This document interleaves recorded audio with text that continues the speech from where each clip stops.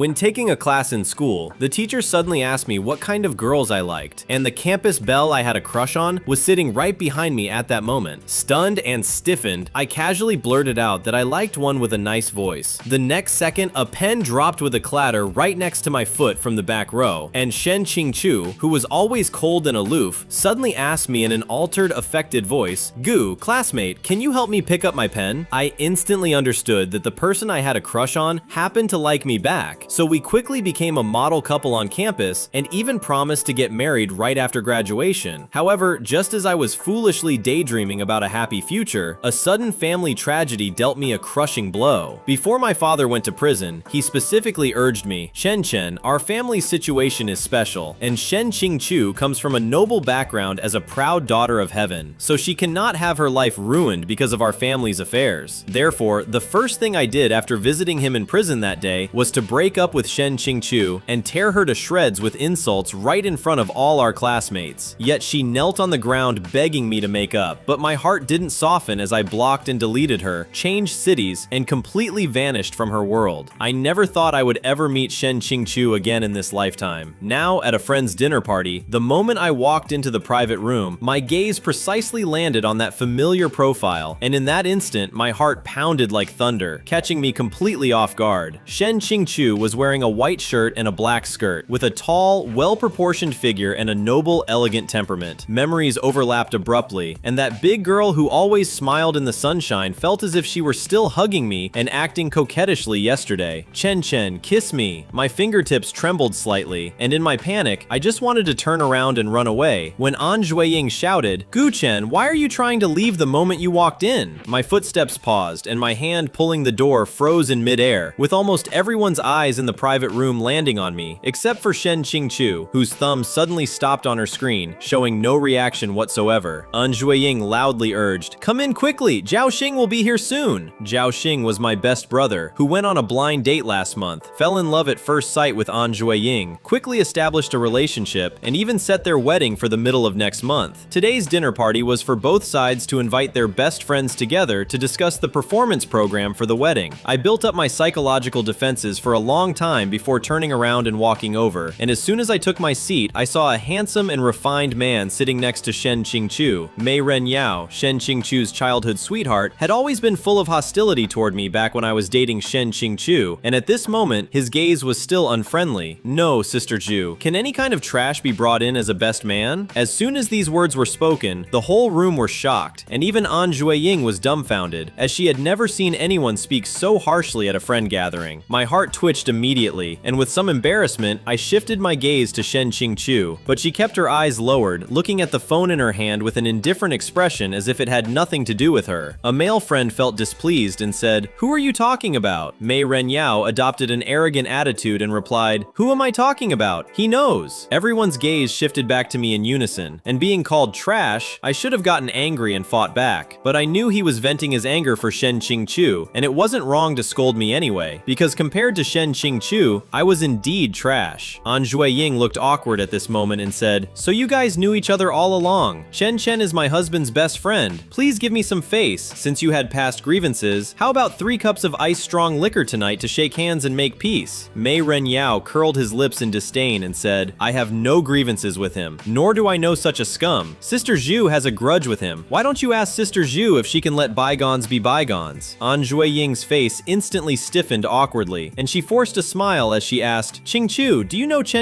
I couldn't help clenching my fists, feeling inexplicably nervous, while Shen Qingchu unhurriedly put down her phone, looked up at me, and said in a cold voice without a shred of temperature, "I don't know him." At that moment, I only felt my heart being heavily struck, aching and trembling, with an impulse to cry, and Shui Ying looked at the two of them and took the initiative to break the deadlock. "Since you both said you don't know each other, then this matter is dropped. Let's play a game first." Games played when young people gather together to quickly get to know each other are nothing more than truth or dare. As the spinning bottle gradually came to a stop, living up to expectations, it landed on Shen Qingchu. "Truth or dare?" Shen Qingchu replied with a calm expression, "Dare," and Shui Ying pulled out a slip of paper and exclaimed in surprise, "Kiss a male present through a tissue for 2 minutes." Shen Qingchu was stunned, her smiling face sinking, while the hand I placed on my thigh tightly gripped my pants and a sour ache surged in my chest, whereas Mei Ren Yao pulled out a tissue tissue with a full smile on his face and said, "You guys don't have a chance. Sister Shu will definitely kiss me." Saying this, he pressed the tissue to his lips and leaned sideways toward Shen Qingchu. Under everyone's watchful eyes, however, Shen Qingchu picked up the glass of liquor in front of her and drank it down in one gulp, choosing to drink it as a penalty so she wouldn't have to kiss anyone. Mei Ren Yao said angrily and petulantly, "Sister Shu, you're really no fun. What are you being shy about?" But Shen Qingchu kept a cold face and said nothing. The game continued for a few rounds until it finally came to my turn, and after weighing my options, I chose truth. Mei Ren Yao seized the opportunity and aggressively asked, "Let me ask you, regarding what happened 5 years ago, have you ever regretted it?" Shen Qingchu's fists clenched slightly as she lowered her eyes to stare at the freshly poured liquor in front of her. Hearing this, everyone was confused, but still curiously looked at me. In that instant, my heart seemed to fall into a dark abyss, sinking deeper and deeper. 5 years ago, my father was sent to prison, and the stern and piercing words of Shen Qingchu's uncle still echoed in my ears. "Shen Qingchu is the most outstanding person in our family, and now that your father has gone to prison, I hope you will never tell Shen Qingchu about this matter and not affect her future and prospects. You are a smart boy, and if you still have a shred of genuine feelings for Shen Qingchu, I believe you will make the right choice." But my feelings for Shen Qingchu were more than just a shred of genuine feeling, yet I firmly resolved, I don't regret it, and if I could do it over again, I would still make the same choice. Upon hearing this answer, Mei Ren Yao was extremely satisfied, a faint smile pulling at the corner of his mouth as he was in a quite good mood and said, "Let's continue." The next second, Shen Qingchu suddenly picked up the liquor in front of her, raised her head, drank it all in one gulp, and then stood up saying, "You guys play, I'm going to the restroom." With those words, she turned and walked away. I watched Shen Qingchu's departing back, my eyes full of worry. The former Shen Qingchu never touched tobacco or alcohol, and her alcohol tolerance was poor, so she must feel very uncomfortable after drinking 2 large glasses of strong liquor just now. However, she was no longer mine now, so it wasn't my turn to worry. At this moment, Zhao Xing came in, and the atmosphere became lively again. Noticing that my emotion was not right, he pulled me into the restroom and asked, "What's wrong with you today? You look a bit abnormal." "It's nothing, maybe just too tired." Zhao Xing looked at me with full heartache and said, "It's almost over. Go home and get a good rest. Don't push yourself too hard. Everything will get better." I nodded, remained silent for a moment, and curiously asked, "Zhao Xing, is your wife very close with Shen Qingchu? They have a pretty good relationship. Shen Qingchu is from Beijing and transferred from the Aerospace Research Institute there to Shenzhen half a year ago." He emphasized his tone and asked, "Chen Chen, are you interested in her?" I quickly explained, "No, I